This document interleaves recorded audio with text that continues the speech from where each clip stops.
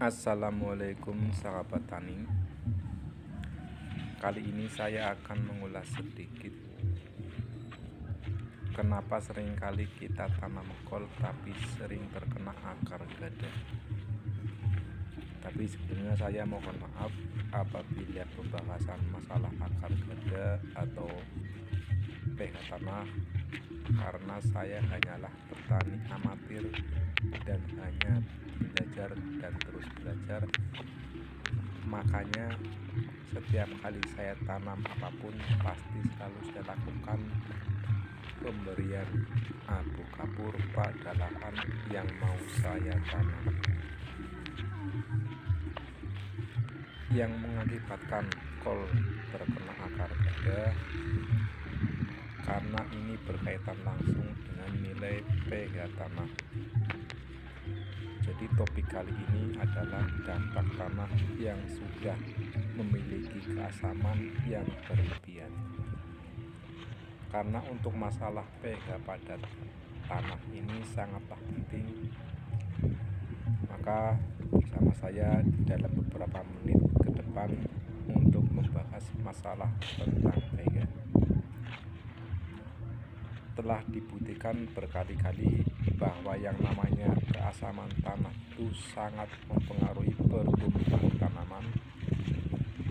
Hasil secara khusus pada budidaya tanaman kol itu dapat mempengaruhi produksivitas pada tanaman kol, karena reaksi tanah itu tergantung pada nilai pH. Karena kalau keasaman berlebihan pada tanah, biasanya ini akan menghasilkan tingkat kejenuhan pada larutan tanah.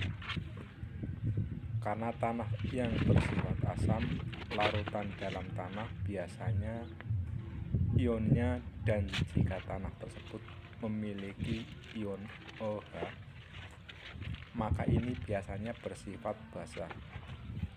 Sedangkan tanah yang memiliki kandungan ion H terus ditambah dengan ion OH, maka larutan tanah bisa disebut tanah yang netral.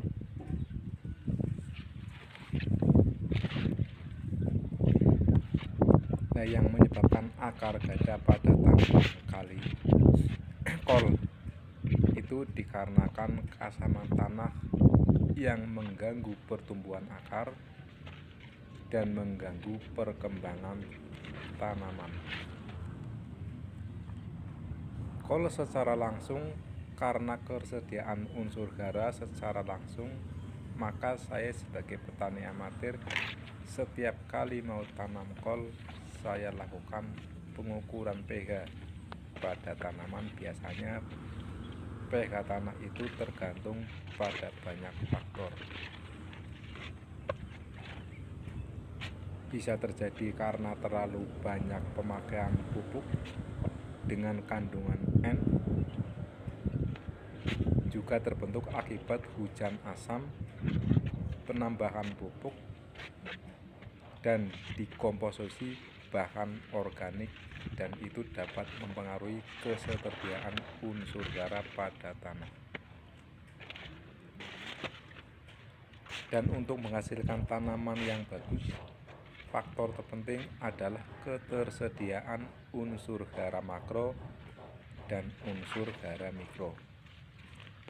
Karena kedua faktor ini berhubungan langsung dengan pH tanah, dan kalau kedua faktor ini sudah terpenuhi pada tanah, maka tanaman dapat menyerap persediaan makanan dalam tanah ataupun dalam pupuk.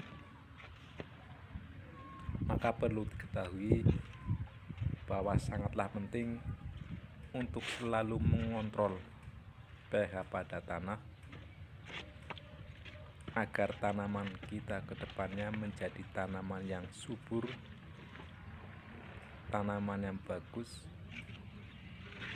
terutama pada tanaman kol, biar nantinya dapat terbebas dari yang namanya akar gada. Ini sangatlah penting untuk sahabat tani semua. Dan ini saya tanam kol,